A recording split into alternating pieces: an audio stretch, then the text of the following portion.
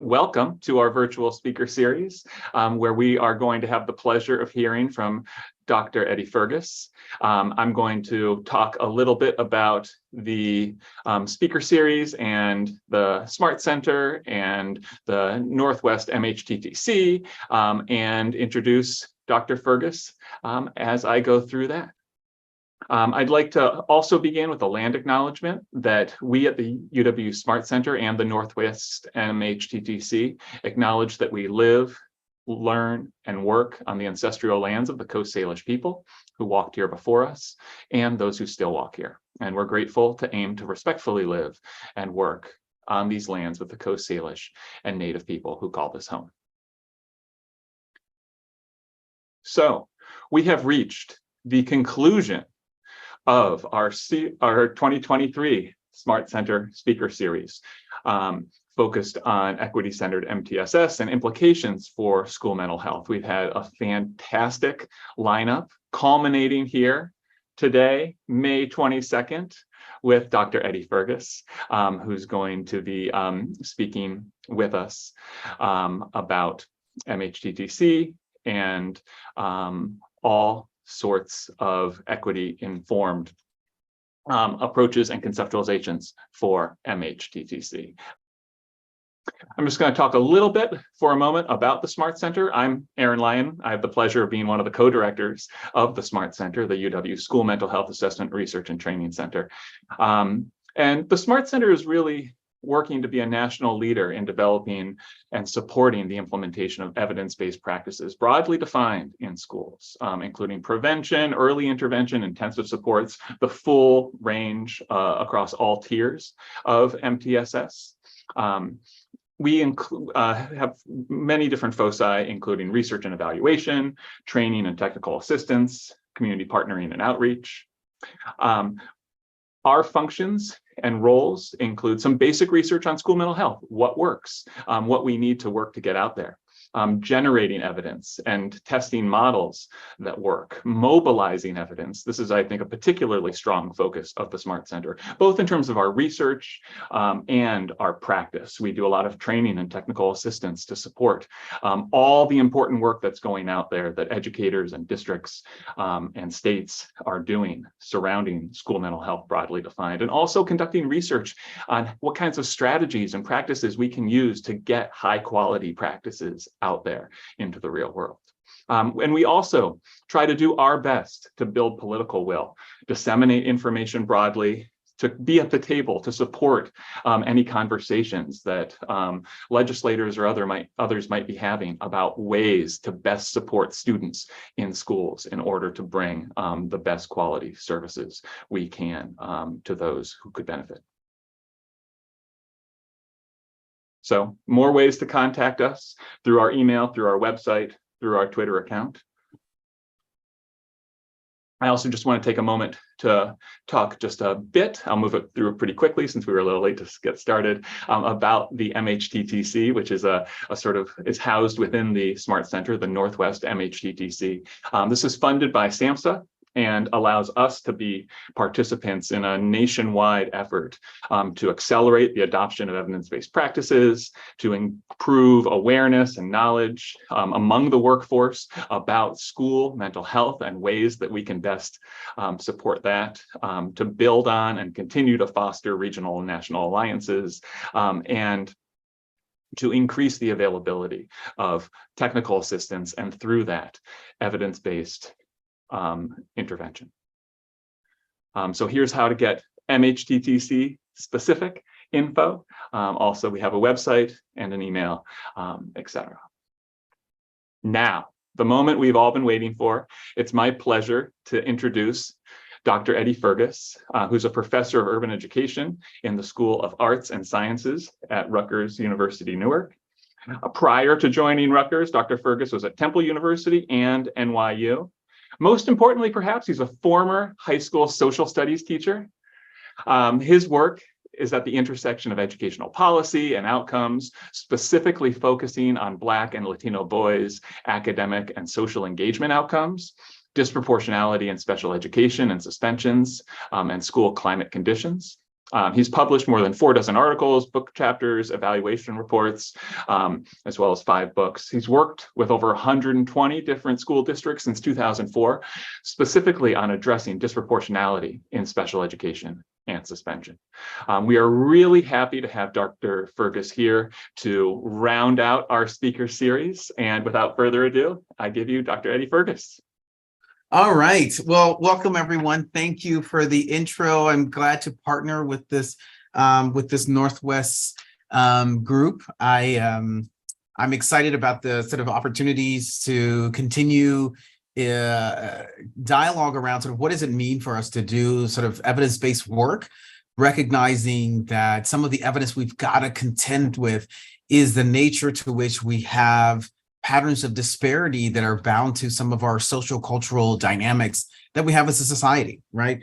And so, you know, as I'm trained as a sociologist of education, so I'm always my training is always sort of really centered in understanding that the way in which we understand, we think about, we see the dynamics of how our social conditions are existing is also bound to the ways in which we kind of understand each other. So some of what I'm going to talk about today is really regarding the nature to which a part of my work has really centered around understanding the types of beliefs that as educators we bring into the school setting and what are the implications of it in terms of the practices that we get to do, right?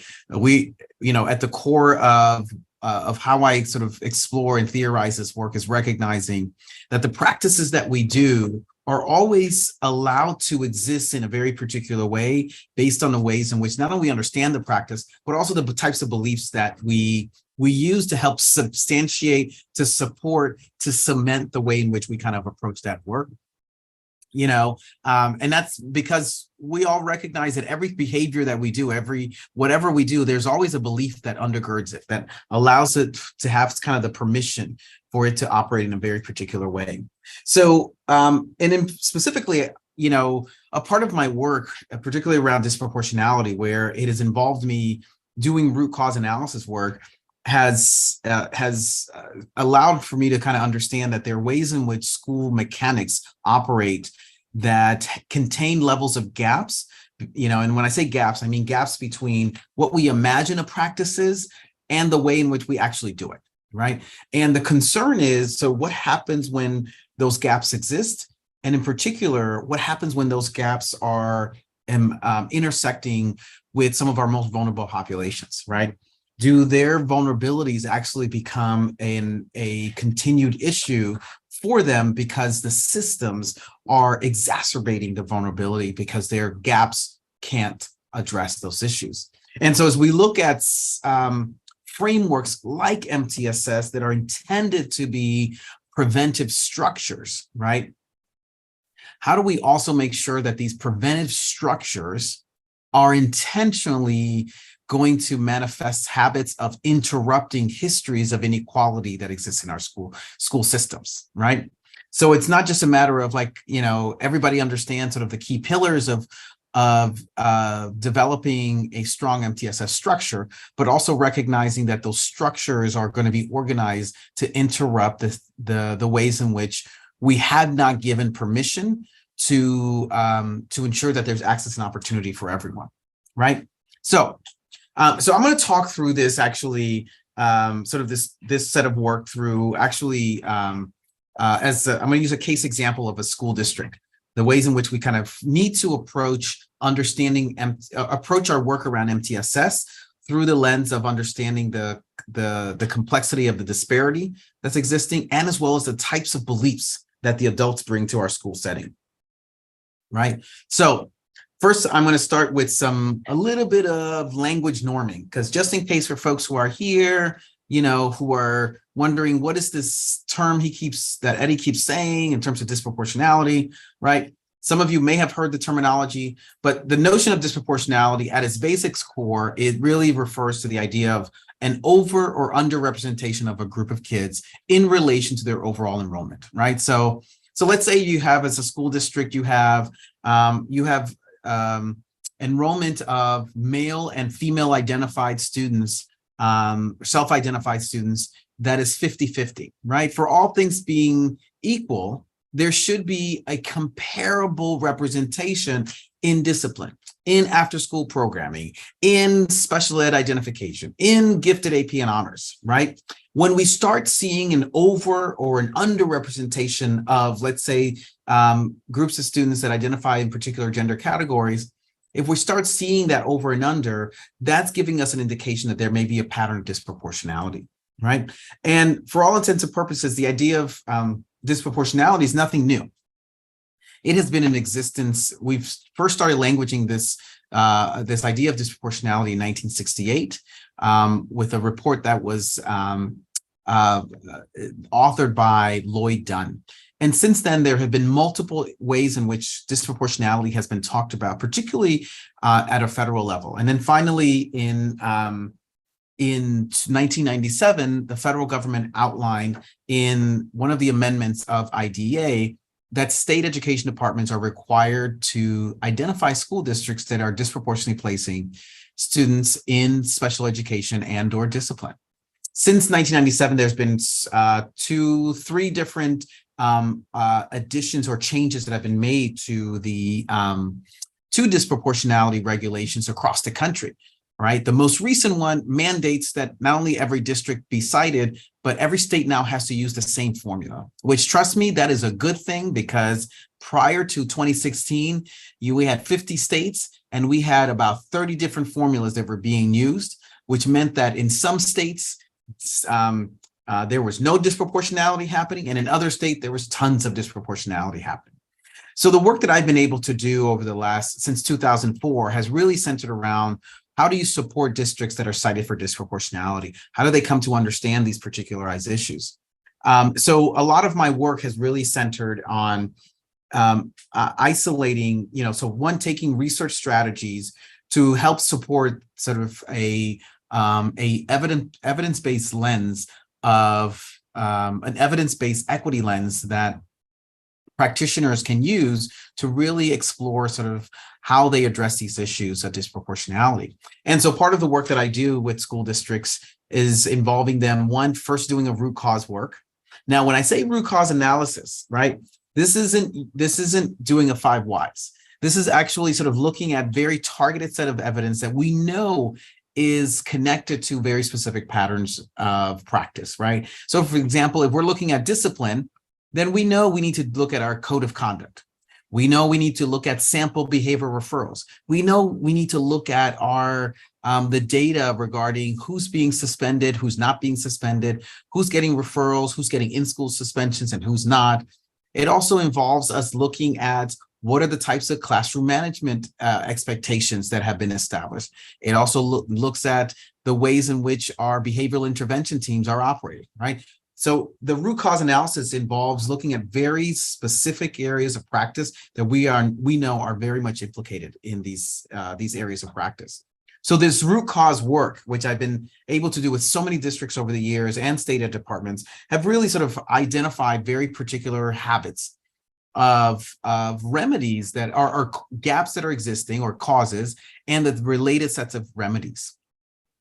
Now, identifying these set of causes or gaps have been monumental, but one of the struggle points that we have to recognize is that recognizing that the gaps that we're talking about are ones that are ever present for everyone. And the concern we have to consider is why are they disproportionately affecting particular groups of kids? Now, in order for us to get to that type of conversation, some of the work that I've been doing over the years has really centered around what I call equity literacy. Right?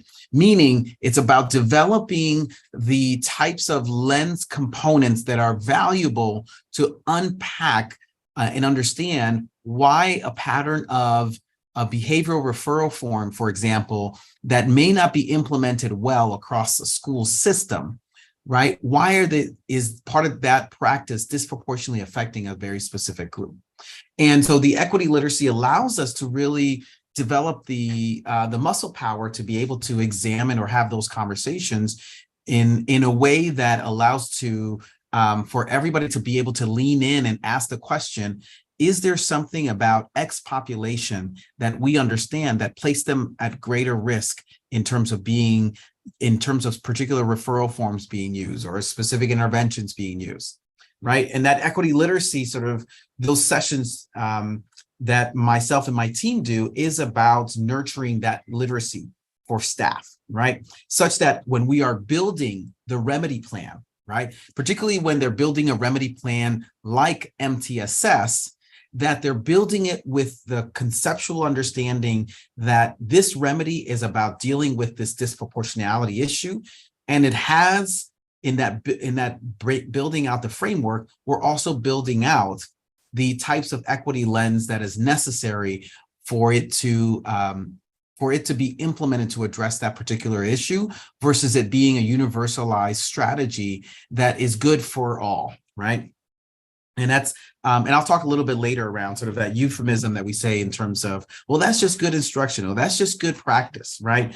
In recognizing that in that saying it's good for all, we don't give ourselves the opportunity to recognize that there are particular ways in which systems are operating for some of our most marginalized population, that it cannot be swept under this notion of it's for all and it's good for all, but rather taking stock of recognizing where are the habits to which these things are impacting particular groups.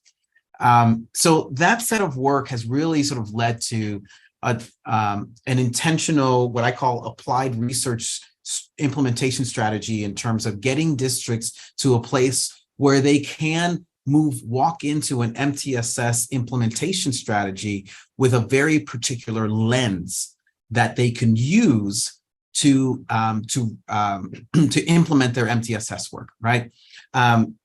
If we don't frame MTSS from jump with the understanding of and experiences of how our systems have impacted our most marginalized populations, MTSS will not solve the problems for our most marginalized populations, right? It's the, I always say let me give you a quick example. Several years ago, before COVID, right, BC, there was a Marshalls that was being built in my community. And I was, those of us who love the Marshalls and TJ Maxx's and Home Goods, right? You know what that means. You're like, oh, I can't wait till it opens up because you just want to rifle through those racks. And what was fascinating when they finally opened it up is that the front of the store was all ramps, right? So I want you to take a moment to think about that. All ramps, meaning that the architects actually took the experiences of their clients who are most marginalized and put them at the center of design, right? And the impact is that everybody gets to experience the totality of that store, right? Everybody gets to actually have greater benefits as a result of that. And that's what I ask us to consider as we tackle our MTSS framework, is that we're walking into building out, doing MTSS implementation from the vantage point of understanding what's been the ways in which our systems have been marginalizing some of our student populations. So the work that I've done over the years, and it's much of this work around root cause and equity literacy development lives in this book, is intended to really sort of help us to develop an equity literacy that has at least these three components, right? That we are clearly understanding sort of the numerical dynamics of disparities, that we have a social justice lens to the work that we do, and that we're clear around sort of what are the types of cultural beliefs that we have to interrupt, meaning the ones that we want to interrupt and replace within the confines of our MTSS structure. So we'll start first with a numerical piece, and I'm going to work through an example of a school district and talking about all three of these equity literacy components. So the first one is in terms of this numerical piece. So this particular school district, this example, is a district with about an enrollment of nearly around 8,000 kids. And I'll start with the special ed data, right? So part of what they recognized was that there was a pattern of overrepresentation that was existing among specific groups.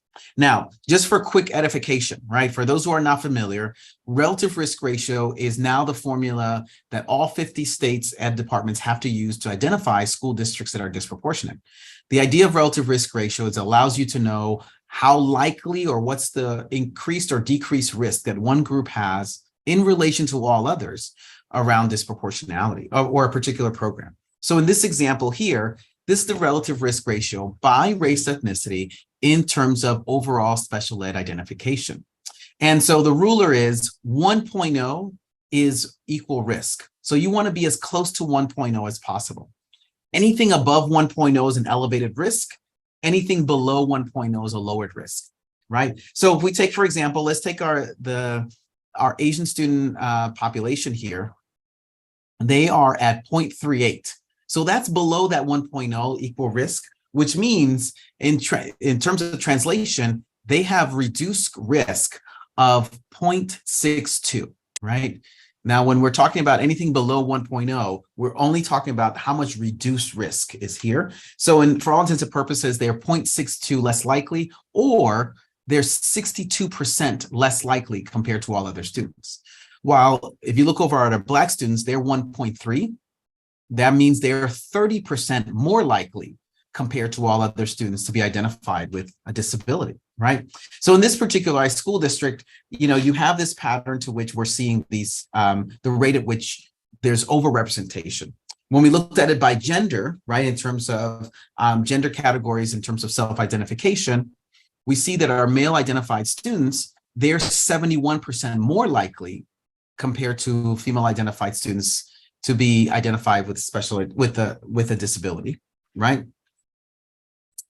In this district, they were fascinated, which many districts are, where they'll say, well, Eddie, I know we've been cited for race, but my gut tells me that there's something about poverty status that I think is also implicated in special ed. Can we also look at that? Because I have a gut feeling, and I'm going to talk a little bit more about that gut feeling. But in terms of this data here, when we broke it apart by free, reduced, and paid eligibility status, we see that students who are qualified for free lunch program, they are 67% more likely, right? Compared to our paid students, they are 39% less likely, right?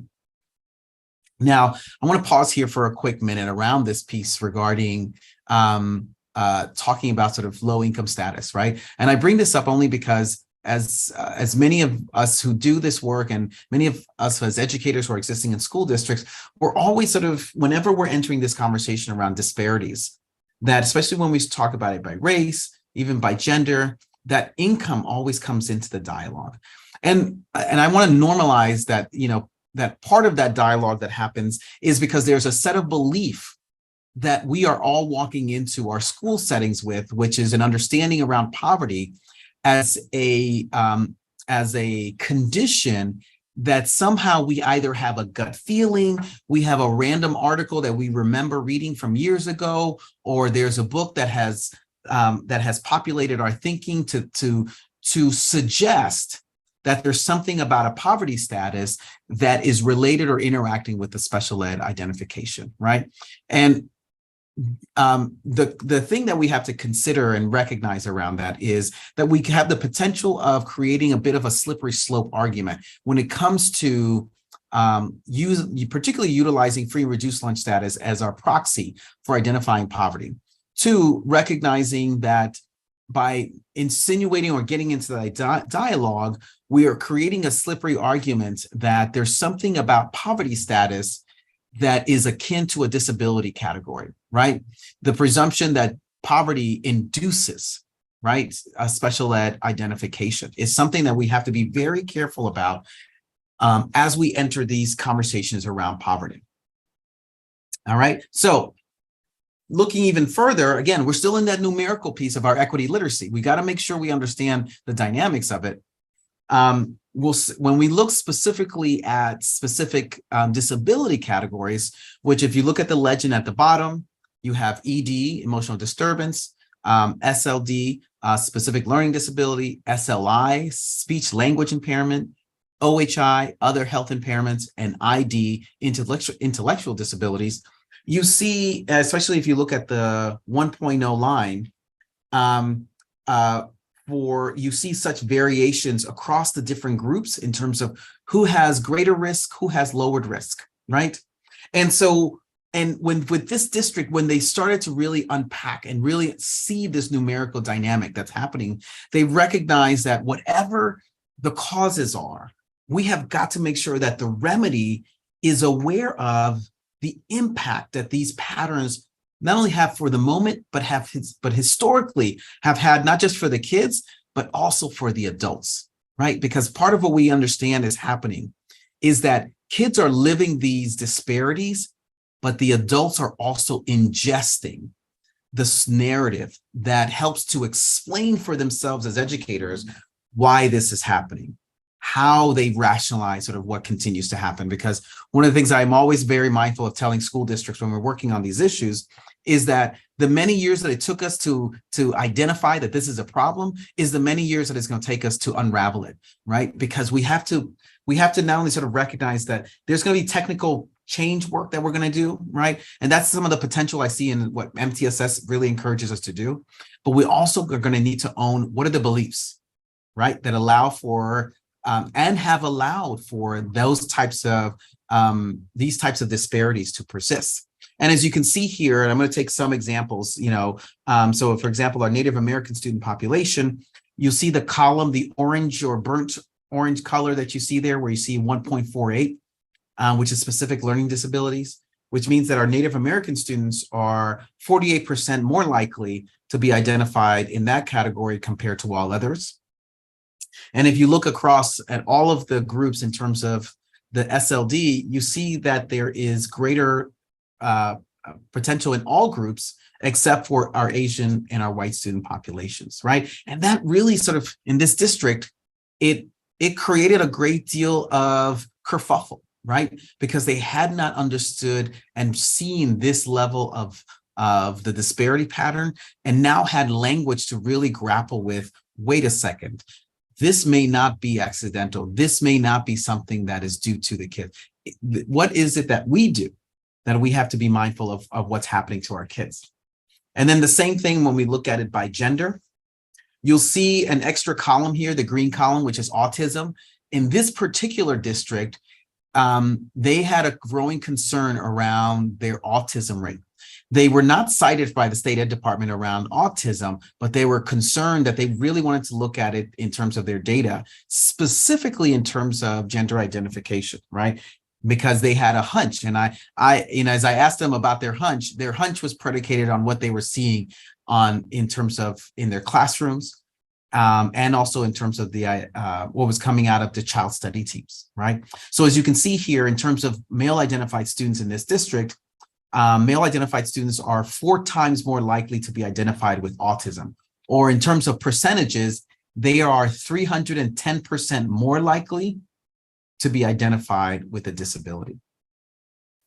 All right. So I wanted to take that moment because we have to make sure that we're clear on identifying these patterns. What is it that it's actually sort of beginning to tell us about the dynamic that's happening in our school settings? And that's a first piece of making sure that we're developing our equity literacy in this work, right? The other piece is, the other element is we've got to look at which is the social justice piece, right? How much access and opportunity are we making available within our environments of our schools, right? We know that there is so much practice and processes that go into what we do in schools, right? We lean forward often on this idea of best practices, right? That we envelop it. That's why for those who remember during the NCLB era, right? When ESEA was titled NCLB, we had the What Works Clearinghouse, right? And it was amazing because people could go there and grab sort of the best practices, right? And part of what we also had to understand is that in those best practices, that though we understood them to be best practices, we did not always implement them as best practices. And in fact, what ended up happening was it looked like Swiss cheese, right? You had a smattering of stuff going well, other stuff not going so well. And as best as we could as educators, we tried to figure out a way to make it work, to make it function, right? And that's why in some places, and some of you all could probably attest to this, and I know I've heard it often among the educators I work with, is I try to do my best so in my corner of my school to do this, such that this problem or this Swiss cheese implementation didn't affect my area. And because we were trying to do the best that we could. The concern that becomes around all of these processes is that as educators, when we see there's gaps, we also find our ways of filling them in the best that we can. The concern that we have is, what are we filling them in with, right? In particular, when it comes to marginalized populations, that the ways in which the types of biases that we carry can also be the things that are used to fill in those Swiss cheese, right? It's when you're having a tier 2 or tier 3 team meeting, or you're in a child study team meeting and you're having an evaluation meeting, right? I was just having a check-in call with one of my districts, and the director of special ed who oversees the psychologist said that she finally feels like she had a win this last couple of months, because finally the psychologist team who have been sitting at the child study team have realized that whenever that their language of saying, oh, this kid is poor, right, was actually priming them to look for and identify a specific disability category. And they realized that they had to start removing that language from their own lexicon, because they were prepping themselves. They were encouraging themselves to look for particular disabilities more frequently with kids who were eligible for free and reduced lunch status, right? So we know we've got to sort of do better in addressing these particularized issues, right? So some of the ways in which I approach sort of this social justice piece of the equity literacy is that we've got to have a frame in which we can actually identify the gaps that we have, right? So there's 4 frames that I like to do, as I do, particularly when I do these root cause analyses.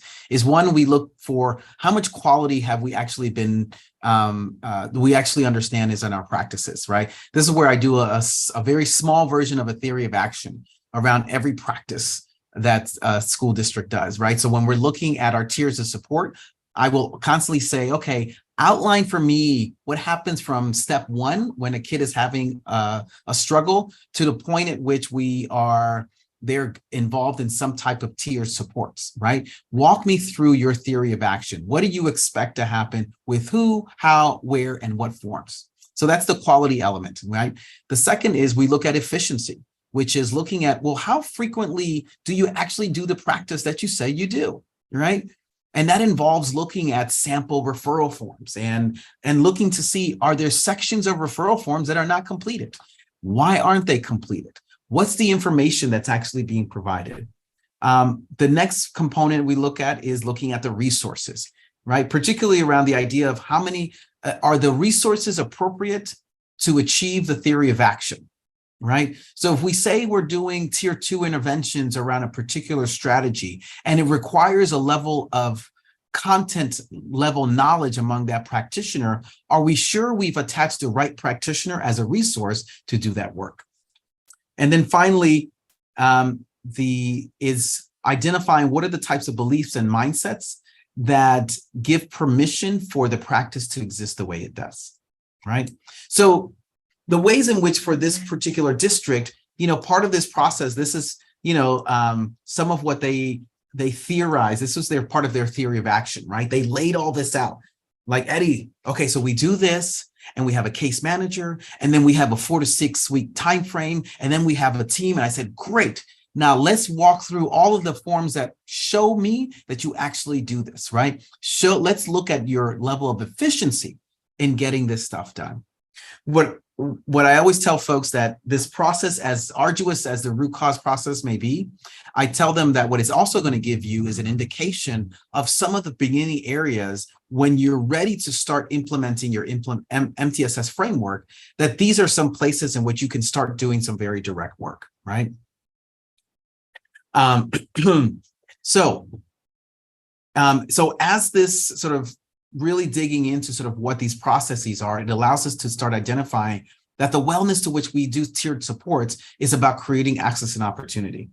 Now, and when I say access and opportunity, I should have said this earlier. Access is the right to the resources. Opportunity is getting those resources at the level in which you need them, right?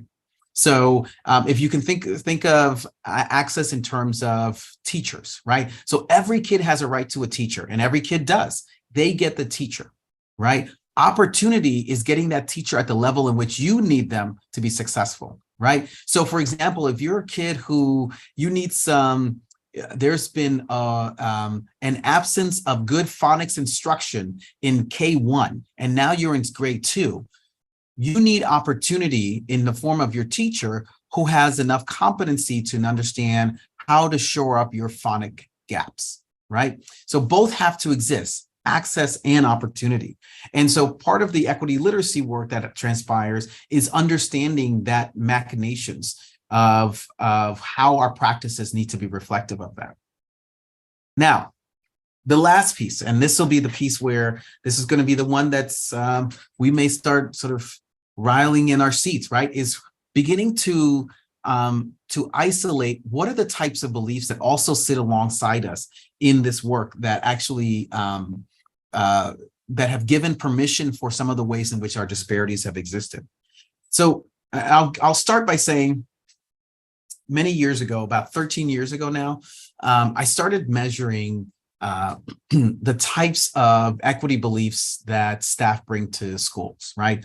In particular, I started measuring 5 different constructs: color blindness ideology or color evasiveness, deficit thinking, racial discomfort, cultural responsibility, cultural acknowledgement or cultural awareness, right? The idea around those is to start isolating what are some of the things that, and this is my own sort of analogy, what are some of the things that as educators we have in this proverbial sort of shopping cart that we're pushing into the school every day, right? What are the things that in terms of our experiences that give us sort of a deficit thinking orientation that we are bringing into the school setting that ends up being some of the language frame that we use, right? And so, so I've been, measuring these types of beliefs for many years in a lot of school districts, and I published a lot around it. And so, but I also use it as a way for school districts to start grappling with, first establishing a foundation of understanding what are the beliefs that people are bringing in those shopping carts into our schools. So in this particular district, this is the same district that I showed you the numerical data around. They conducted their belief survey with their staff. They have nearly, I think, a little over 800 staff members in the school district. About 674 participated in the survey, which is a great response pattern for this school district, right? And so I'm going to walk you through some of the pieces of their responses. And just for sort of frame of reference, if you want to know more about these beliefs, I write a great deal about them in my Solving Disproportionality book, and as well as the survey items, they're also in the book as well. I've made them very accessible because I want educators to use them as a learning tool for themselves in their own climates, right? So, all right. And so what I'll do is I'm going to talk through each one. And then what I want to do is I'm going to pause and give you all a chance to kind of respond in the chat in terms of what are the things that kind of stand out to you. And feel free, actually, let me think of, as I'm presenting each one, feel free to kind of jot down in the chat things that kind of stand out to you in terms of the beliefs. All right. So this is the first one, right? And so this is a statement that they're responding, agree, neutral, or disagree. As things stand now, I am confident that our school has made significant growth with our hardest to reach students, right? So as you can see here, about 20% of the educators responded that they agree. About 32% said that they disagree. About 48% were neutral, right? That neutral one, you'll see, interesting how it shows up throughout all of these different beliefs. But what you'll see here with this particular one is this is, this is a confidence sort of statement to try to sort of ascertain what are the types of sort of understandings of that they're holding, right? Let's go to another one. I am confident that I can successfully manage discussions of racial and ethnic issues with colleagues at my school. And what you see here is 57% of participants agree, right? 11% disagree, and about 31% are neutral, right? And so it's an interesting, and you'll see in a couple of other items, particularly this 57% of them finding themselves agree and wondering sort of how, what exactly are their points of, what types of discussions and in what types of discussions are they comfortable with, and the ways in which these conversations actually occur, right? This next item is one of our deficit thinking items. Although I am hesitant to say so publicly, I believe that racial and socioeconomic differences in intelligence performance may have a hereditary or genetic component. 22% agree, 42% disagree, and 35% of the participants are neutral, right? So with this particular item, it's particularly around sort of deficit thinking, is the question is, what is the significance of neutral, right? One of my colleagues always says, neutral may exist neutrally for you as an adult, but neutrally does not land neutrally with kids, right? Because there's some sentiment of reality that also kids are sort of harnessing in this, right? So I'll give y'all a couple of seconds to kind of absorb sort of this understanding of this particular item, right? All right, let's go to the next one. As an educator, I'm very limited in what I can do when students from disadvantaged neighborhoods hold negative beliefs about their education. 13% agree, 60% disagree, 27% are neutral. So again, so this particular one, this is another item from our deficit thinking scale.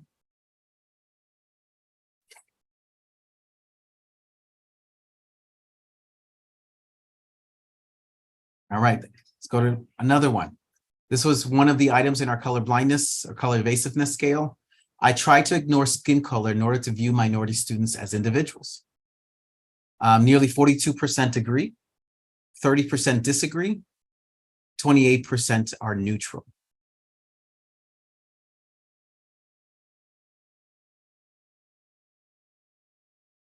And so the question that we have to consider is, as these are the types of things that are in people's shopping carts, how do we contend with them as we are building out remedies like MTSS? What are the ways in which we are unpacking and replacing some of these so that they are not the hallmark of what's being used to build out our MTSS structures? One more, oops, sorry. This is moving a lot faster than I, this is the last one. I believe racist incidents occur, but I'm not convinced there is institutionalized racism. 20% agree, 39% disagree, and 40% are neutral, right?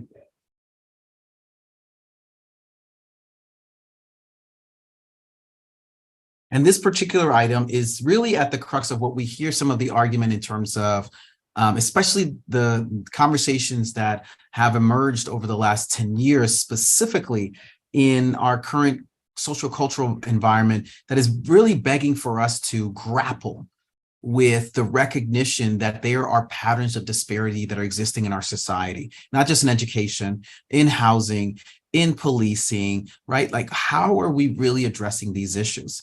And this particular sort of notion is that there is a struggle point that's happening in just owning that there is there's a dynamic of institutionalized racism that's existing in our society.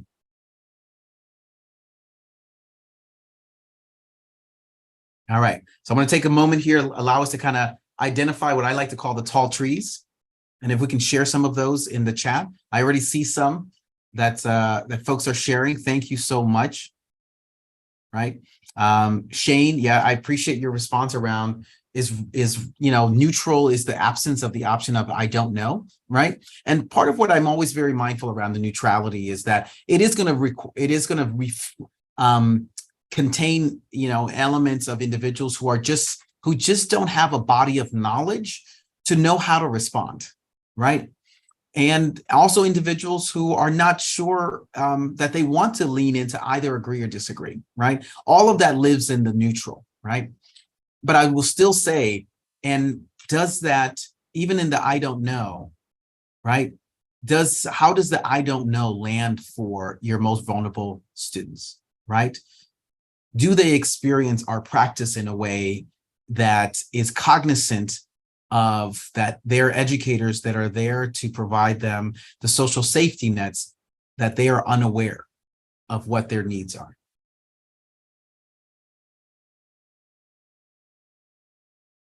I see a question here from Daniel. Would you consider sharing your prompts with us so we can use them in our institutions? Gladly. They are actually, many of them are existing in the book. These particular items in the survey, they're in chapter 5 of the book. And what you'll see in there is I give a lot of ways in which to conduct that activity, and also language that you could use to help to do the debrief with teams.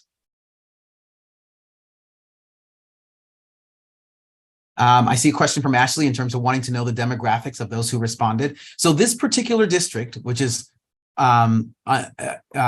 very similar to many districts around the country that I get to work with around this work, among the little over 800 staff members, and I kid you not, there are 10 Black staff members in the entire district, right? There are 6 Latinx individuals, right? And there were, I think if I remember correctly, I think they said they had a handful who identified as Indigenous, as Native American, and they had no Asian staff, right? And so that's the demographics of the population that we're talking about here, right? So to Shane's question, is this more of a representation of a training deficit or a leadership deficit, right? It's all the above, right? There's no one place where we can locate sort of these set of issues. We have to own, for example, when we're talking about these types of beliefs, we all have to recognize that all of us have ingested the same Kool-Aid, So for example, all of us have experienced a colorblind curriculum in our K-12, and for many of us in our college experiences, right? So it's not it's not something that we can locate in a particular sort of one avenue that has led to these particular patterns, but rather recognize that it is a long history that has been part of our the narrative of how U.S. education has happened. And I think we can all also be cognizant of what's currently happening, where we're seeing the anti-integration movement has solidified the ways in which throughout our country that the narratives of those who have experienced marginalizations are no longer going to be permissible as part of the curricular and cognitive development of our kiddos, right? And so locating it in one place versus others there is no one particular place. We've got to own that it's actually been a constant sort of reality, right? So I hope I see there's great conversations that are happening in the chat here around recognizing that these beliefs are existing in our school settings, right? And so particularly for this school district, this became a recognition of, wow, we just weren't aware that this was the nature of the types of beliefs that our staff carried, right? The fact that we had such a high response pattern within this school district really gave them permission to own the fact that we're going to have to build the equity literacy alongside or build within our MTSS remedy work, right? Because we must use different soil to build the MTSS structure around, right? Because the practice and beliefs they've recognized are flawed, right?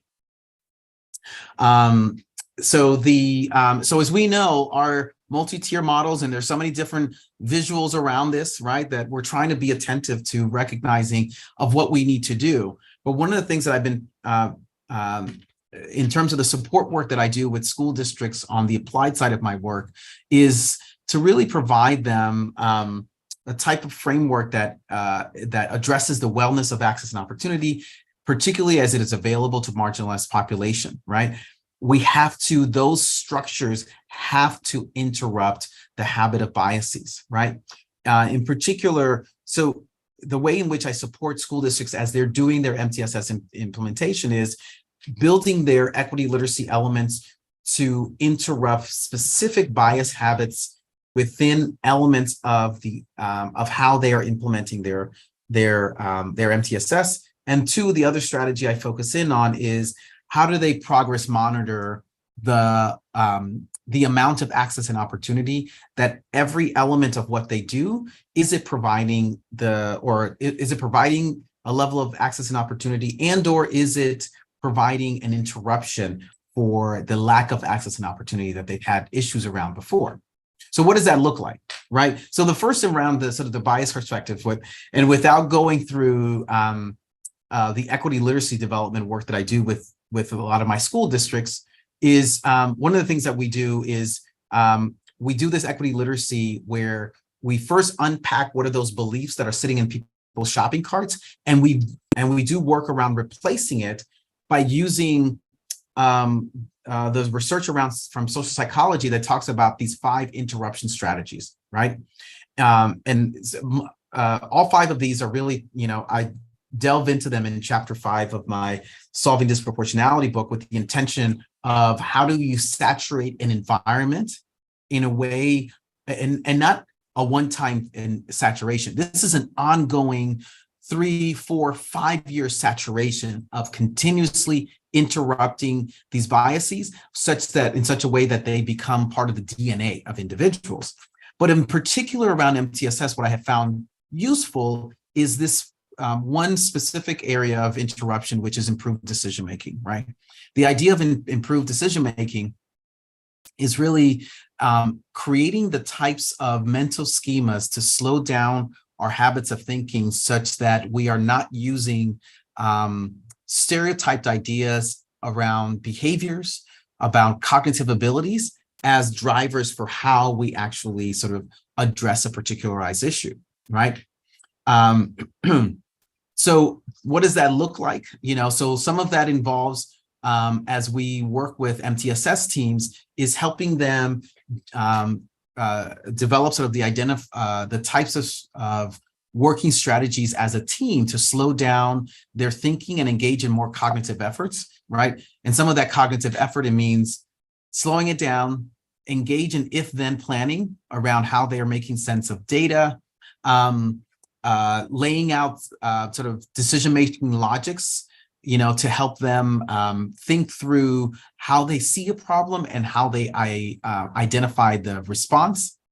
Having them practice some perspective taking, meaning asking themselves the question, as they're looking at a particular case of a kid, asking, how's this kid been experiencing school? Or as they're looking at a group of kids, right? So they're looking at male identified students. How have our male students been experiencing our identification processes or our intervention processes, right? At times, inviting outsiders to kind of offer their own thinking in terms of how they experience the work that we do within our MTSS.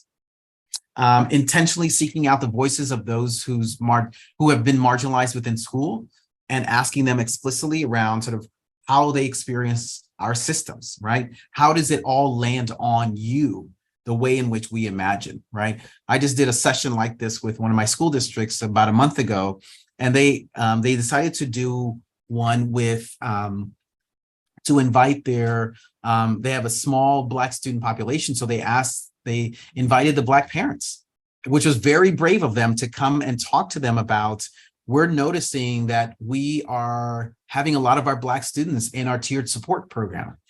And what the Black parents talked about was they shared very raw, very brutally honest with the educators that they feel that their Black kids are constantly being in threat, meaning that their existence in school is of question, And so they're being put into all of these different programs because they're whoever they are, however their value or their assets, none of that is being considered. And it was really, if I can say, this was for many of the educators who were sitting there and listening to the parents. They were some of them were clutching the invisible pearls, like, oh, how could this be? That's not our intention, right? There were a lot of conversation of intentions, like that wasn't our intention. But as we all know, it's not a matter of the intentions, but rather how it lands on those who are experiencing it.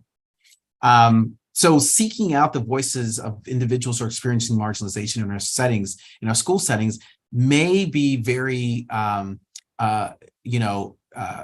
may rock your foundation of how you understand you think you're doing school, but it is an invaluable sort of part of the process to make sure that we are improving our decision making based on a set of information that we typically do not have in our shopping carts, right?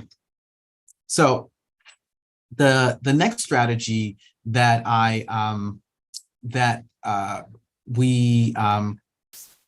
pay particular attention to is being able to monitor the way in which we implement this set of work with a particular attention along the way, that we are marginalizing whether or not our MTSS structures are truly accessible and creating opportunity by looking at its impact in some of our most marginalized populations, right? It goes back to that example I gave around the Marshall store, where the front of the store was all ramps.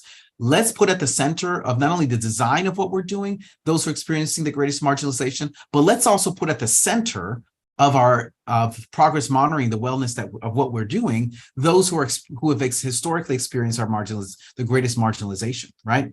And so that means when we do our progress monitoring work, right? And this is, what MTSS4Success.org talks about in terms of these facets of progress monitoring, that we actually push ourselves by asking very direct questions around marginalized populations, right?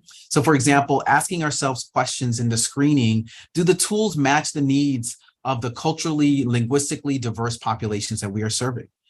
Do the analyses include disaggregation by race, by ethnicity, language, gender, students' disability status? That when we are looking at sort of the patterns of how our populations are responding, right? That we're asking questions such as, how much culturally and linguistically core instruction is available, right? Who is getting it? Who is delivering it, right? And when I'll pause here a moment around this culturally and linguistically core instruction, for us to recognize that it's not just a matter of adding some new read aloud books or diversifying our language arts books. It's not just that. It's also centering the ways in which we are providing a lens of cognitive strategies that considers culturally and linguistically diverse knowledge base. So for example, one of the things that I appreciate that Goldie Muhammad does in her book, Cultivating Genius, when she talks about those 5 pursuits, I keep telling districts, like many districts and schools use it as a lesson planning framework, but I keep reminding them, it could actually be a curricular frame, right? Because imagine the idea of really approaching some of our curricular work in such a way that we are acknowledging what's the way in which identity is being grappled within this content. What's the way in which skill is being grappled? What's the way in which criticality, right? Imagine doing that work in a science class, in a math class, in an art class, right? Where we are centering the recognition that there are that identity in particular, because identity is one of those areas of content, of cognitive work in particular, that we have not given ourselves permission within curriculum to uphold and to really center as actually occurring, right? A great example is, and this for folks who may have an English background, don't be offended when I talk about sort of the canon, right? The classic canon of books that kids are supposed to read. What's fascinating is that the canon is treated as if it is identity devoid, meaning that there's that these are classics because they are representative of the themes of our society, right? But what it's also doing is it's espousing the types of identities that have permission to exist in our lexicon, and they should be treated as the universal themes for everyone, which is not the case for everyone, right? And what I appreciate, what Cultivating Genius really pushes us to consider, is that identity is that there's multiple layers of identity, and it allows for multiple identities to be able to sit in the canon, right? There's a reason why there's been such pushback on, like what we're currently seeing now is like an attempt to remove the diversification of what we consider the canon, because there is a discomfort with recognizing that there are multiple identities that are existing in our society.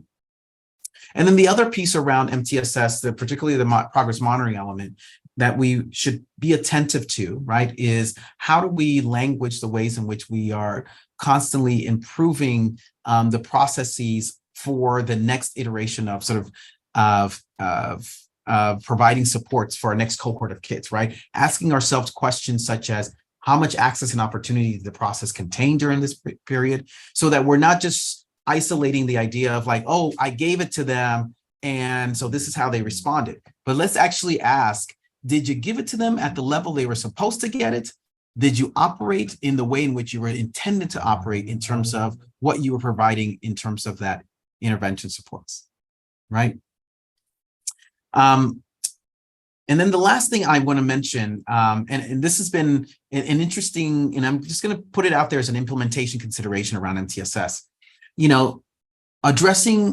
outlining MTSS as a strategy for addressing your issues of disproportionality requires that those who are being tasked with this sort of, and I see this a lot in districts, that they identify, somebody gets anointed to be the MTSS coordinator, and in some places they got all the responsibility but no authority. In other places, they got all the responsibility and the authority, right? But what I ask for us to consider in those roles is also situating that this individual also has both the responsibility and the authority with a team to really institutionalize the ways in which this equity literacy gets threaded throughout the structure of what you're trying to build out in terms of your MTSS. And that includes, continuously self-assessing the wellness to which the MTSS implementation is operating well for your most marginalized population.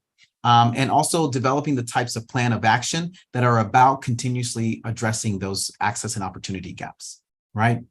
The last thing I'll say is, MTSS has the potential of creating this sort of preventive structure that interrupts our histories of inequality. It has the potential, but it really is relying on whether or not, as educators, we're in a space and a capacity to be able to do that. And that is of great concern for us as we do this work moving forward, right? All right, I'm going to pause here. I'm going to sort of open it up for more Q&A. And I'm going to go back to the chat here and answer some questions. And if there are additional questions, please put them in the chat before I wrap up. So I see the question from Daniel: did people respond to the survey before or after looking at data? I ask because I'm always curious to know how people explain disproportionality when facing it. What's interesting, actually, with this particular district, they did the survey after they saw the disproportionality data. And I'm guessing, Daniel, you have a working theory there around some of that, right? I see from Paige, any tips for those of us in buildings or specialist roles, shout out to Sykes, who are trying to get this off the ground from the bottom up? Any places you see as easiest for us to chip away and gain more fidelity first? Great question, Paige. I think, so what I find, I always start with, when I'm working with districts, I said, okay, what do you already have in place that has a level of traction? Meaning there is enough people power there, there's enough fertile ground and energy around sort of the folks that are there. And what I find, it's typically, there's always some good energy around A couple of pieces, the data infrastructure piece, right? There's always some energy around sort of, and partly due to the fact that we've had a long history over the last 5 to 6 years where many districts have been pushing the improvement of data. And I see that as a good reflection because it means that they are curious to know what's happening to our kids, and we need to know. The other areas around tier 2 and tier 3 supports, that there's always something there. There's some machinations of some sort of whether, and the process may not be as great or robust, but there's something there, and there's a level of investment for it to get improved. And those are the places where I typically see some iteration of something that's there and a willingness to want to work in those areas, right? And so I tend to kind of start in those, what I like to call the pockets of hope, and work from there to start sort of building out sort of what would be the most meaningful. All right, I'm going to go back to the chat here to see if there are any other questions that folks have.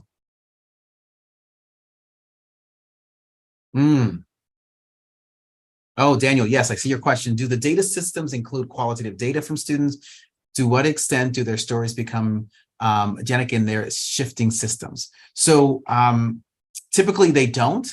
So part of what I've been asking with all of my districts is, because whenever we're looking at quantitative data, I always ask the question of, and how does your kid live this data day to day, right?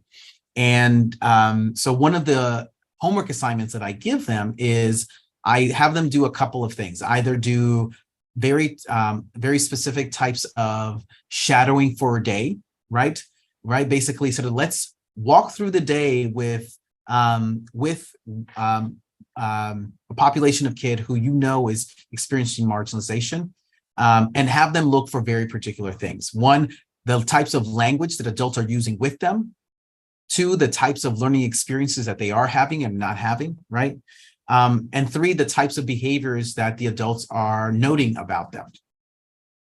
The other homework assignment that I also offer for them is for them to hold, to do some focus groups with their most marginalized population of students. And I'm always very targeted in saying, you know, like having just the conversations with those who are experiencing marginalization is good enough. You don't need to have a comparison group to see, to hear, is that story valid, right? Because part of what part of the slippery slope that we make when we say, well, I want to make sure, I want to talk to all sorts of kids, right? But we know that we have a priority around a very specific population.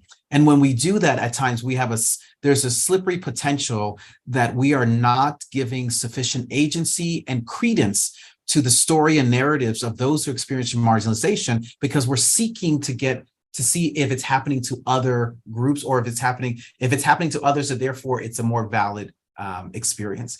It is good enough to hear their stories. But are there any other questions that folks have as they're doing this work? I just really want to sort of iterate the importance of that. As much as we're doing the technical part of this MTSS work, let's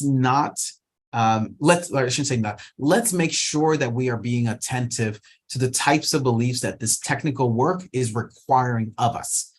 Every part of our technical side expects and relies on a particular belief for it to come to fruition.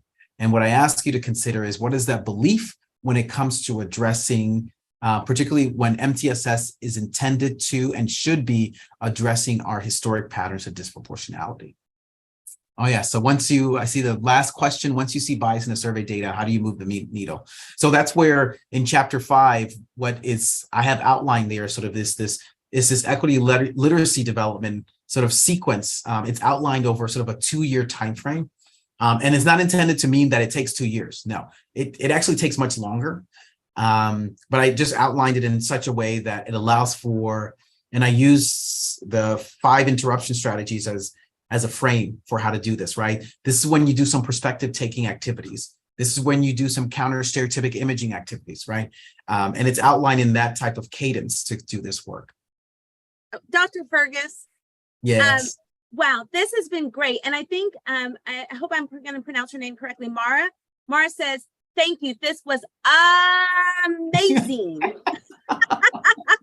And I think that we are all in agreement that you have dropped such good information and nuggets that we can put in our pocket right now and start using tomorrow. And so I'm looking at, we hit a lot of the questions throughout the session, but I'm so pleased to see that this is really resonating with our educators.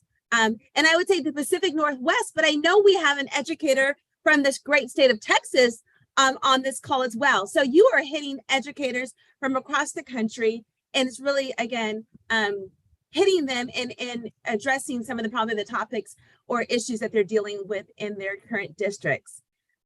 We went to, Kim, Dr. Fergus, Kim says, never had a webinar like this in my 25-year career. Dr. Fergus, do you know Kim? I mean, because that's pretty outstanding. No, but Kim, I'll send you $20, okay? Paige says, one of the best presentations in a long time. Feel rejuvenated. And Dr. Fergus, it's May 22nd, and many educators, one of the words that I think we would use to express how we're feeling. So I am just pleased as punch to that you joined us and that you are rejuvenating our educators at the very end of the school year, helping them get excited. And Kim said she loves data. It's a no-fail weapon. Claudia says, fantastic as always. So, Claudia. Yes. So we have several Texas folks joining us today. This is wonderful. Nally says, how do you assess beliefs? Dr. Clay Cook has developed a tool that assists identification. Wondering how you tie it all together. That's a great question, right? And, part of what, I'm a sociologist, so I'm very much, my interest is around establishing a foundational understanding of what sits in the room and grappling with how it got in the room, right? In order for us to figure out how do we begin extracting it from its sort of having created roots in our rooms, right? So for example, recognizing that there's a habit of color blindness that exists within our classrooms, right? Not only sort of knowing that it's there, assessing its sort of presence, but I'm very much interested in what's the stuff that fed you to exist, for it to be a palatable manner in which we exist in our society, and for it to sit in rooms and to be a constant mainstay of how you operationalize your practices. Because if we are going to remedy that, we've got to know sort of the roots of stuff that got us there, right? And so part of sort of this identification of it is I'm also, the activities that I do with staff are about really digging into what, who brought you to color blindness? How was this continuously nurtured? Because that's the stuff that we're going to lean back on in those moments of strife, in terms of wanting to revert back to but aren't we all the same? Can't we all just treat each other at the exact same? We've got to sort of really sort of unpack sort of how and why that was provided for us, and how it actually has left us, particularly color blindness as an ideology, has left us, in some ways, culturally underdeveloped, right? As individuals and as a society, right? We've lost an opportunity to consider that, to understand culture as value and assets, rather than what we typically treat culture and any cultural difference as a problem. Thank you again, Dr. Fergus. This has been wonderful. I have to tell you, as part of the team that is posting this, I am just full right now to see the feedback on a subject that can be sometimes uncomfortable for educators to maneuver through, that it's been received so well. I thank you on behalf of the Smart Center. Thank you so much for sharing this information with us. And this session is being recorded. So if you have colleagues who weren't able to join us, we want to remind you that it is being recorded and they'll have access to it. We have one last question in the Q&A from Paige. Do you see it? Oh, yes. Okay. I have a million questions. We have parents who have outside evaluations resources who then use it 504. For benefits. Families don't know the system or who haven't had consistent intervention end up further behind or overlooked. How do we adjust when working against people using the system to their benefit? Paige. Okay. So one of the dynamics is, and this is a mentor of mine, who was a superintendent. She's 90 years old now, and she desegregated a school district up here in the Northeast. And one of the things I remember her telling me once is that we've got to manage the way in which we allow for those who have the greatest privilege to distract us from the work that we do for those who are disadvantaged, right? Meaning, families that are going to have privilege to be able to utilize their resources to kind of activate that work are going to continuously do that, right?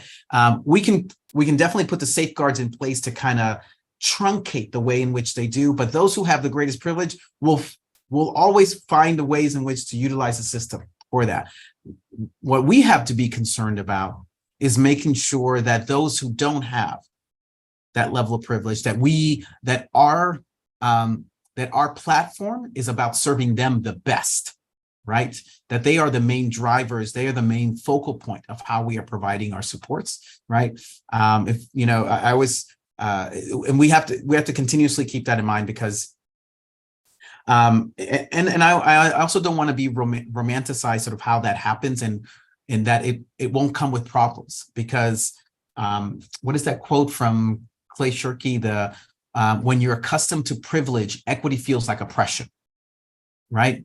And so as you are moving towards greater equitable systems for those who have the greatest privilege, because part of the problem with privilege is that you get so accustomed to things that particularly at times, things that you really don't need anymore, right? That is not going to be of greatest utility, but it creates in some ways super privilege for some of our kiddos, right?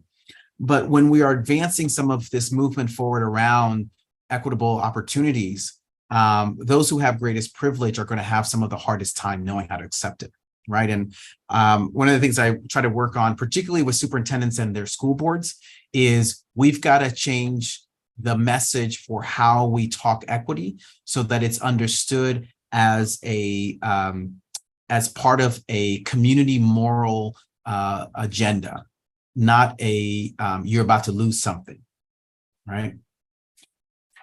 But I got you, Paige, because that is, oh Lord, that is a continuous issue. Thank you so much, Dr. Fergus. I just want to acknowledge the disclaimer that's on the screen. This presentation was prepared for the Northwest Mental Health Technology Transfer Center, MHTTC, under cooperative agreement with SAMHSA. And again, just a reminder how you can get in touch with us at our email address and our social media accounts, as well as how to get information about the MHTTC and Northwest MHTTC. One more. I put my Twitter on there too, because I'm like, oh, y'all tweeting, I'm tweeting too. Yes. Thank you for being in attendance today. We wish you great, productive, non-eventful days for the rest of the school year. Yeah, non-eventful is, I think, what is on everybody's tall order, and safe rest of the school year for you guys. Thank you so much. And again, Dr. Fergus, we appreciate all that you have shared with us and hope to have you back in the future. Thank you all. This was fun.